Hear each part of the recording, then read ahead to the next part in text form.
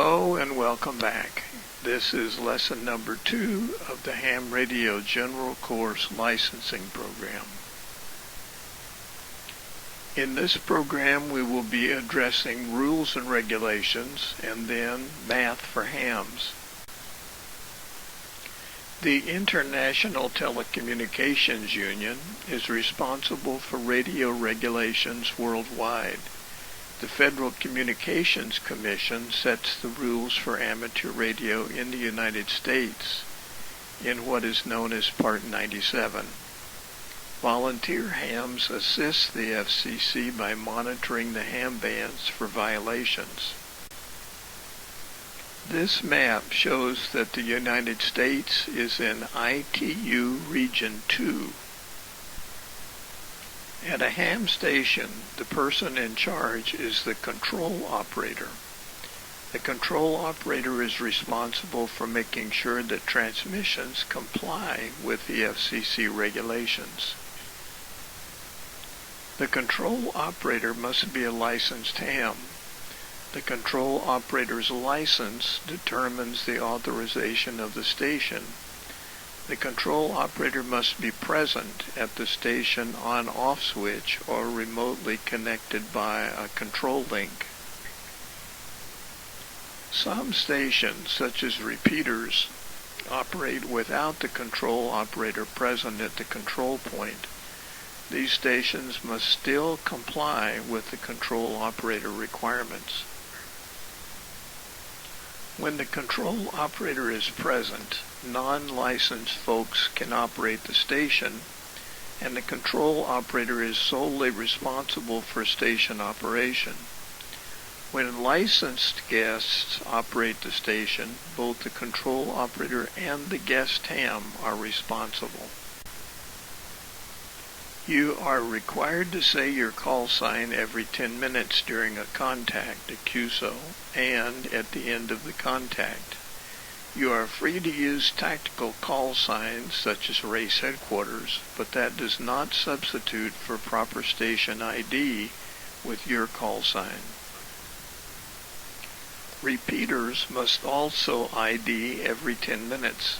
Special event stations must ID once per hour. QRN, or QRNancy, stands for natural or man-made interference, such as thunderstorms or appliances. QRM, known as QRMary, stands for interference from other ham stations. The control operator is responsible for not interfering with other users. It is important to prevent interference. You can do this by using common sense, keeping your equipment in good condition, and yielding to special circumstances. Remember, no one owns a particular frequency. We all share the frequency spectrum. There is intentional interference, which is willful, and there is unintentional interference.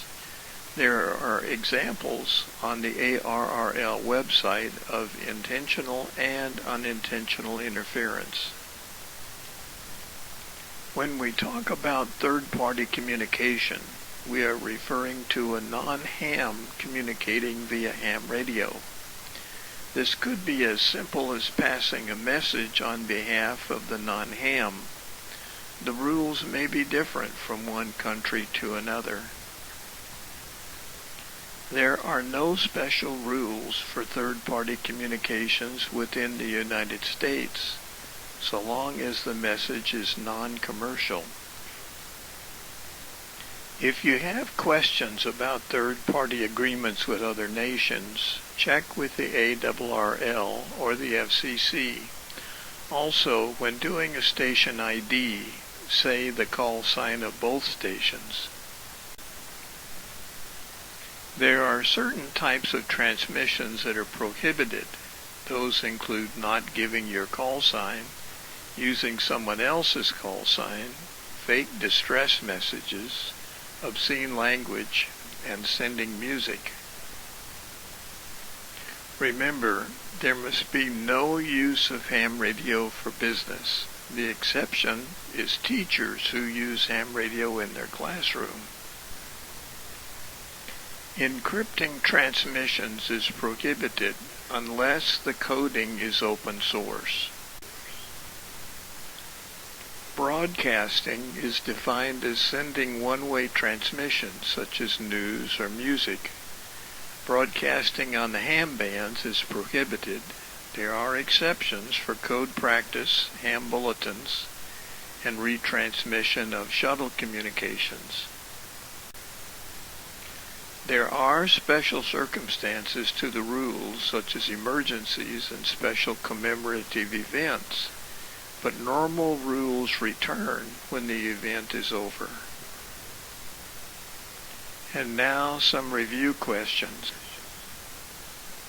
On which of the following bands is a general class license holder granted all amateur frequency privileges? Answer C, 160, 60, 30, 17, 12, and 10 meters. With which of the following conditions must beacon stations comply? Answer D. There must be no more than one beacon station in the same band from a single location.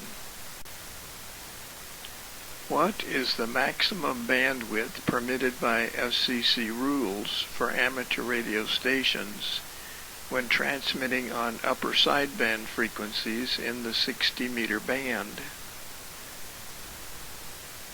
A. 2.8 kilohertz. Which of the following is a requirement for administering a technician class operator examination?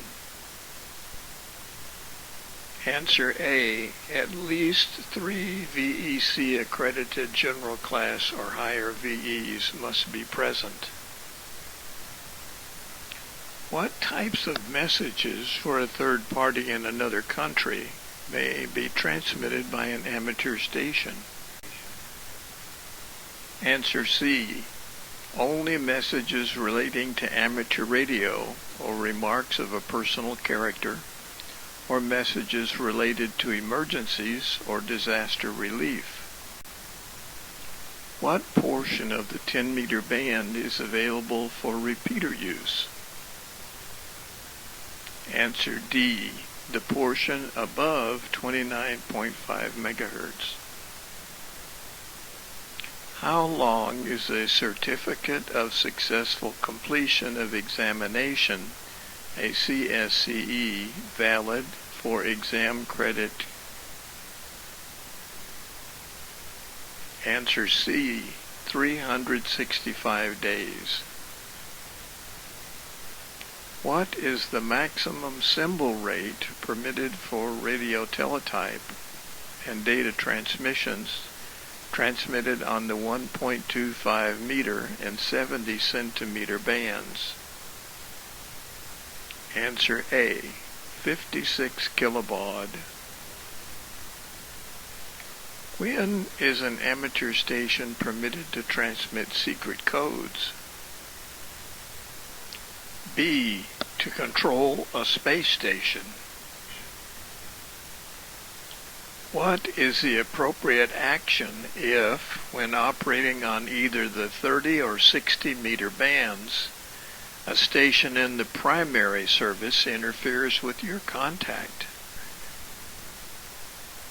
Answer D. Move to a clear frequency. Let's look at some math that you will need for the general class exam. Let's look at equations and formulas, variables, solving equations, and getting final answers. Equations show things that have the same overall value. Two equivalent sets are shown as equal to each other. The left side has the same value as the right side. If A equals B, then B equals A. The two sides of the equation are equal to each other. Relationships between things are not always specific to just one set of numbers, so we substitute symbols for different sets of numbers. Symbols or variables might include letters such as X, Y, Z, or A, B, C, etc. Variables are placeholders that are treated just like numbers. Later, specific numbers can be put in place of the variables. Solving the equation means manipulating the variables to find the actual answer that we are looking for. To solve an equation, we move what we are looking for to one side of the equation and everything else to the other side. Every variable participates with the other variables through math operations such as plus, minus, times, divide, square root, log, inverse log, etc. Consider the equation A times B equals C times D. Suppose we want an equation for just A. We start out by dividing both sides by B. The B in the numerator cancels the B in the denominator, and in other words, we cancel the like terms, and we are left with the equation A equals C times D divided by B. Here is our first equation, Ohm's law. E equals I times R. E represents voltage in volts. I represents current in amps. R represents resistance in ohms. E equals I times R. But I want to solve for I, the current. To get rid of the R term on the right side of the equation, I will divide both sides of the equation by R. That gives us E over R equals I times R over R. R divided by R is 1, so the two R's cancel each other. That leaves E over R equals I, or, rewritten, I equals E over R, which is what we want. Current equals voltage divided by resistance. By solving the equation E equals I times R, we also have I equals E divided by R, or R equals E divided by I. Don't forget our old friends, the eagle, the Indian, and the rabbit. The E stands for eagle, the I stands for Indian, the R stands for rabbit. The eagle looks down on the Indian and the rabbit on the ground. That is, E equals I times R. I equals E over R, and R equals the eagle over the Indian, E divided by I. Once we have the equation, we can replace the variables with actual numbers. For instance, if the current is 10 amps and the resistance is 50 ohms, then E equals I times R, E equals 10 times 50, E equals 500 volts.